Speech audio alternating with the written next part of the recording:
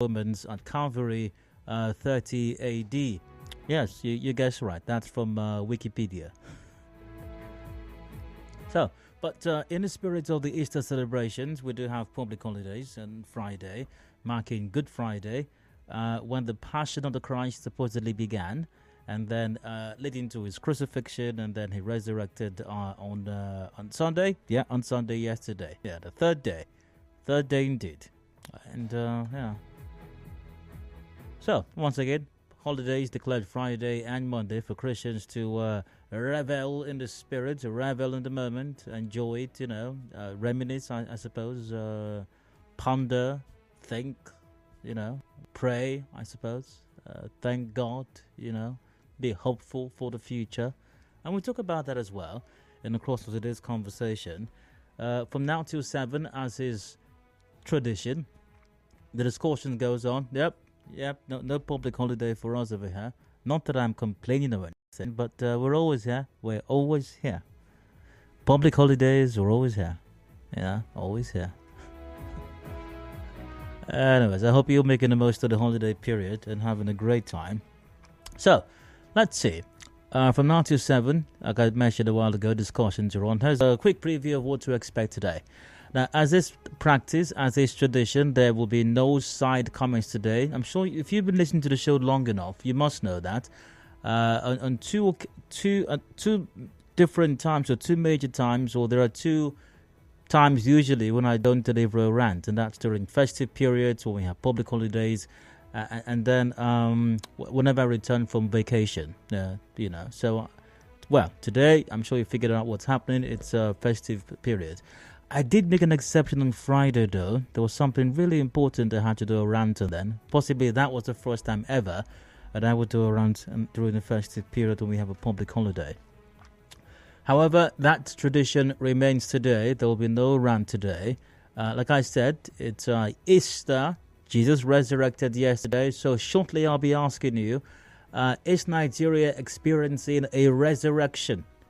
Is Nigeria experiencing a resurrection? Is that happening? This has been argued, or it could be argued, that for a very long time Nigeria has been comatose, if you will, dead maybe.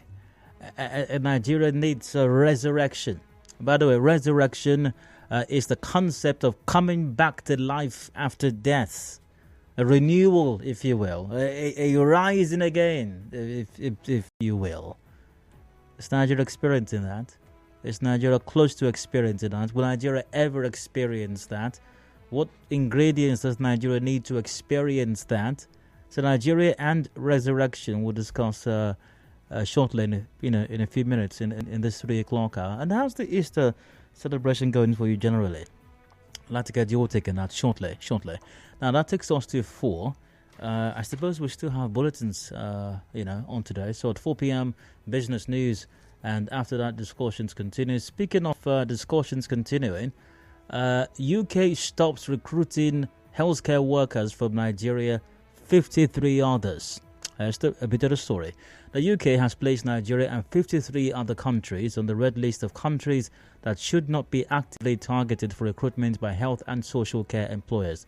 Now, the announcement was contained in the revised code of practice for the international recruitment of health and social care personnel in England. It is recommended that employers, recruitment organizations, agencies, collaborations, and contracting bodies check the red country list for updates before any recruitment drive. It defined active international recruitment in the code as the process by which UK health and social care employers, including local authorities, contracting bodies, recruitment organizations, agencies, collaborations, and subcontractors, target individuals to market UK employment opportunities with the intention of recruiting to a role in the UK health or social care sector. It includes both physical and virtual targeting and whether or not these actions lead to substantive employment. Now, in 2021, the UK suspended the recruitment of healthcare workers from Nigeria and 46 other countries, noting that the increasing scale of health and social care workers' migration from low and lower middle-income countries threatens the achievement of their nation's health and social care goals. WHO on March 8, 2023 listed Nigeria and other 54 countries as facing the most pressing health workforce challenges related to universal health coverage. And there are currently over 11,000 Nigerian trained doctors in the UK based on data obtained from the UK General Medical Council.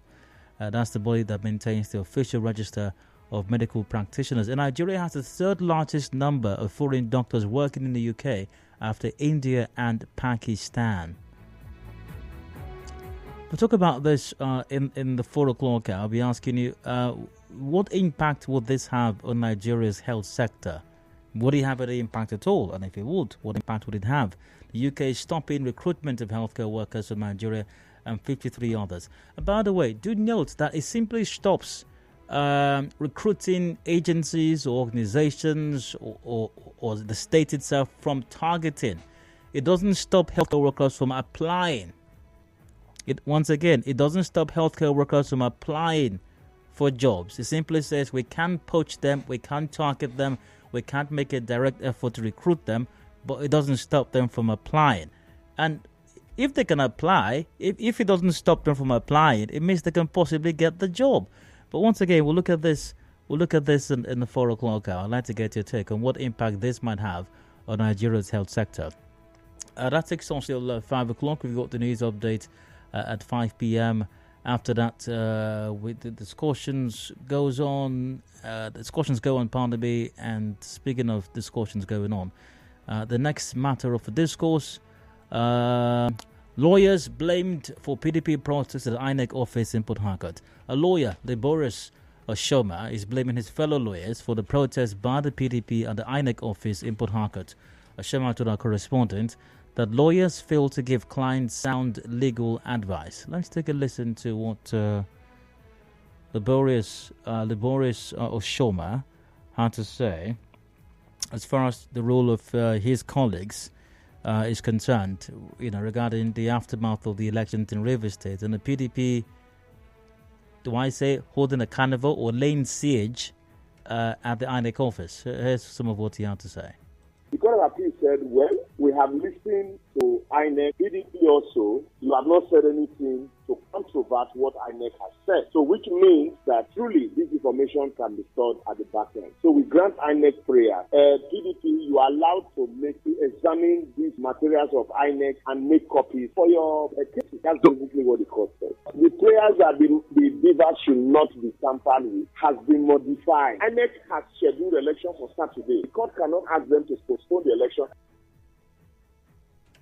Now, Oshoma advised INEC and the judiciary Oshoma said INEC and the judiciary should not take all the blame for the crisis in the electoral system. Everybody complaining today at one time or the other as a beneficiary of this process. I cannot sit down here and tell you blanketly that the judiciary or INEC failed. Yes, there are areas where they had dropped the ball, they performed below expectation, but that does not mean I will not make a blanket statement condemning an entire institution that, they have all failed. Was it not INEC that declared the result in Abia? Why are we praising that one and condemning the other one? Also, the judiciary has not even started hearing this matter. Okay, pardon me. I made an error with the first sound you listened to, where, once again, Boris Oshoma blamed his fellow lawyers for the protest by the PDP at the INEC office in Port Harcourt. Oshoma told our correspondent, lawyers failed to give clients sound legal advice. Here's the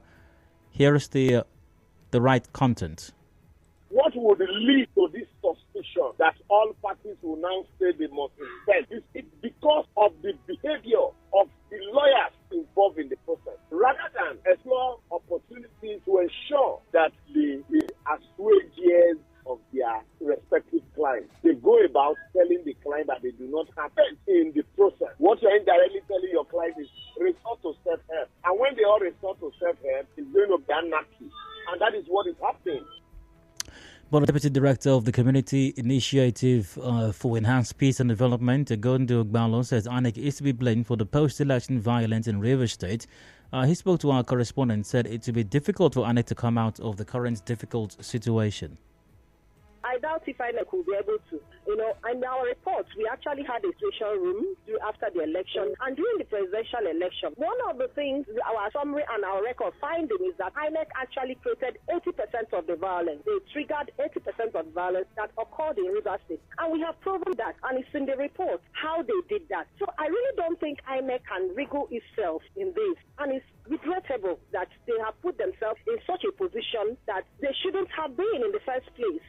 Mr. Gwala advised aggrieved parties to seek legal redress. This is actually avoidable. So because it's avoidable, it's regrettable. There's no need for this, really. Absolutely no need for what is going on in Rivers State, of course, it's a post-election violence we are experiencing. And there are better ways to handle this. I think there are provisions that are in the Electoral Act for such a thing. Instead of actually doing protest, even though there's no death, can the rule of law take place in this? Can we allow that to occur? Can we take up that alternative? Of course, Mr. Gwala, as the PDP continued its protest at the INEC office over the weekend. Party insists on joint inspection of election materials. I want to go for a commercial break now, though. Discussions continue afterward on the show. Do please stay with us. Sincerely.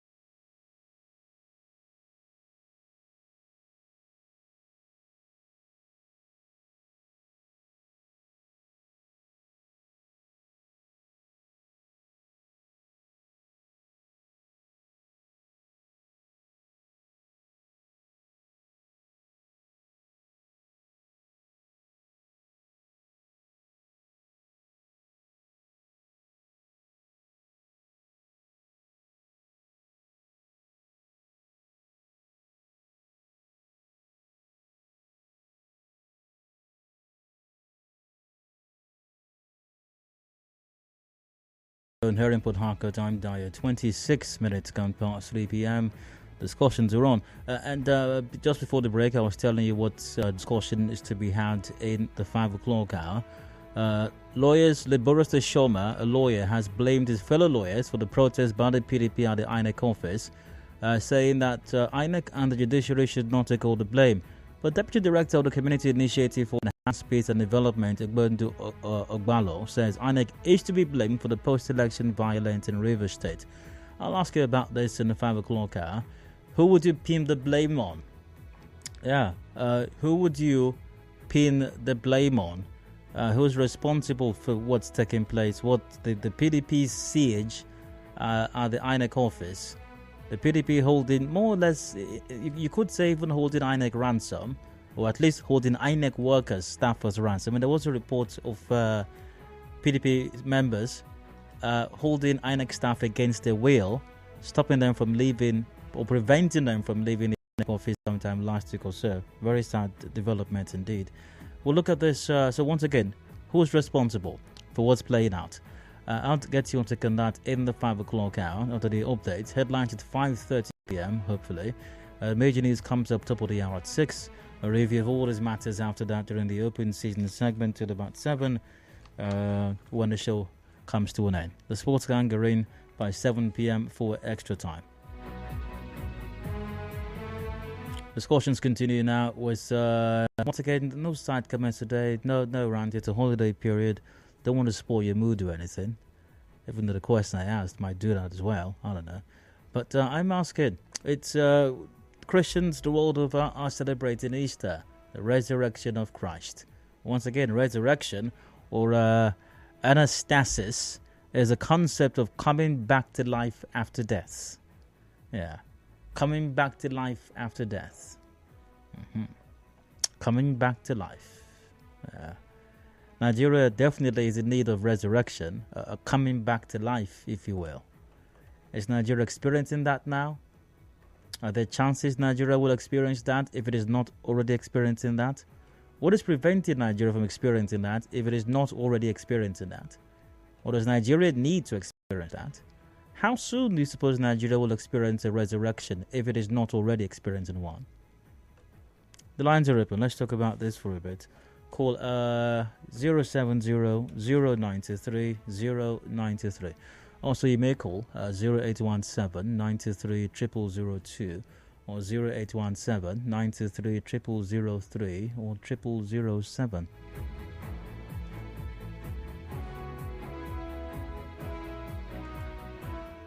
I suppose we are live on Twitter and Facebook at Nigeria Info PH. You may join the conversation via these platforms as well. Remember to like our social media pages and follow as appropriate. Also, check out our YouTube page. It's also Nigeria Info PH.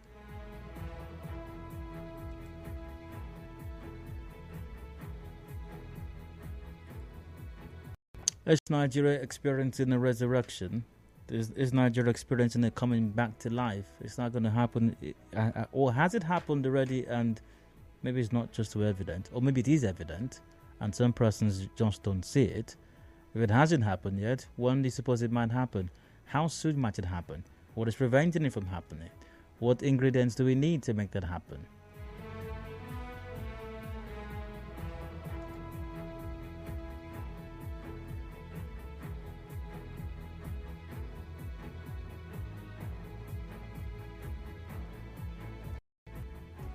Insecurity, poverty, unemployment, economic downturn, and corruption. Looking at the Nigeria resurrection conversation by Dio. Oh my goodness! And this message is even more hilarious because it comes with a meme. I'll explain it in a moment. Hello, heartfelt to welcome. Hi, Dio. Compliment of the season. Happy Easter. Happy Easter to you as well. Okay. Straight to your question. First of all, we have not agreed that Nigeria is dead. Oh, okay. We have not agreed. So, bringing this discussion to the topic and to the season, Easter season. Who is we, by the way? Sorry? Who is we? We Nigerians now, because I've been listening to radio for a long time.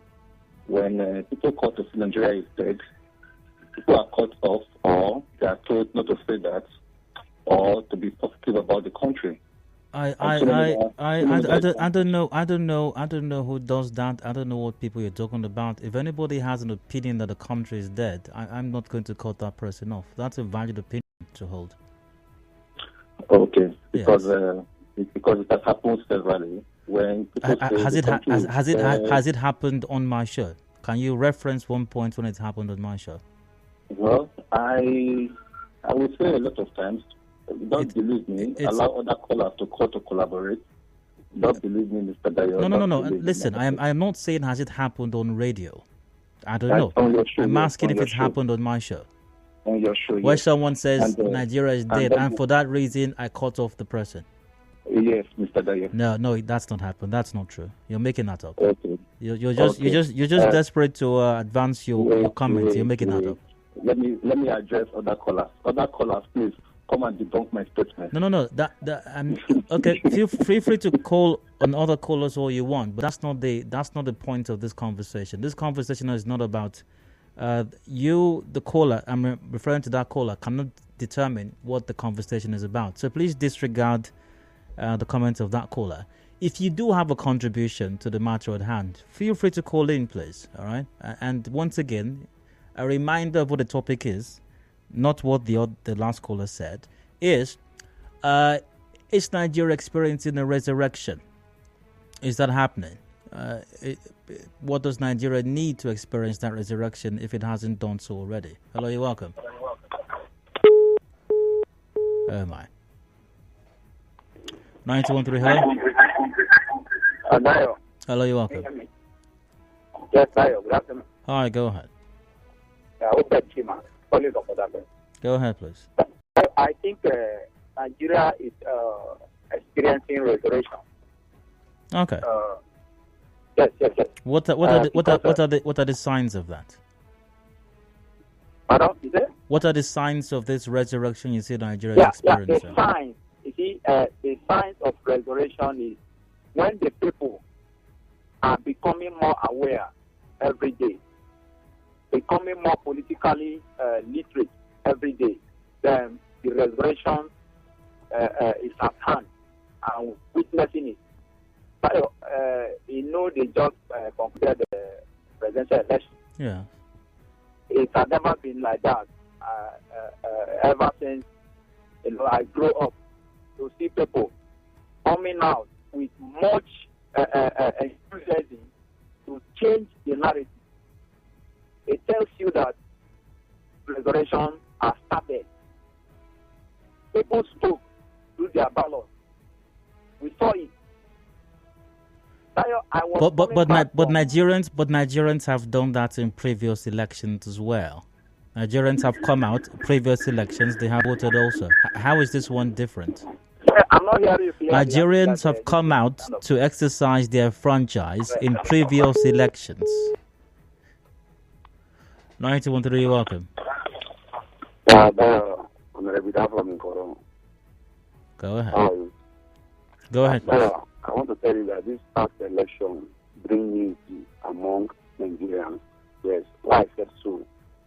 The previous election, I believe in your station, you had a place. Is Nigeria this conversation is not about the last elections. If you want to reference the last elections and answer my question, that's fine. But you need to answer my question first. So, has Nigeria experienced a resurrection? Is Nigeria experiencing one? Do you think Nigeria has not even started to experience one at all? That's the conversation. If you then want to reference the elections in answering the question, you may do so. Okay, thank you. Okay, so like I said, so obviously he was calling to talk about the last elections. The conversation is not about the last, and you will think it's very clear. You will think it's very obvious what the conversation is. I've explained it on at least 2 occasions. Took my time to do that. It's Easter. Easter's about the resurrection of Christ. I'm asking Nigeria. Has Nigeria experienced the resurrection? Is Nigeria experiencing one? If Nigeria is experiencing one, how long do you think it might take for Nigeria to complete it? I don't know what else is the indication of something not working, really. And dead, the word dead is being used contextually here. Obviously, the country cannot die in the sense that a living thing experiences death. Maybe I needed to have explained that to that caller as well.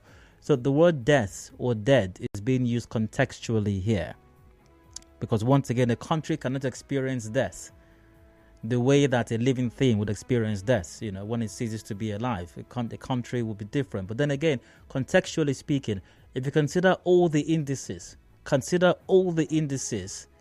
that you may use engaging a country that's thriving, Nigeria probably scores low or negatively in all of the indices.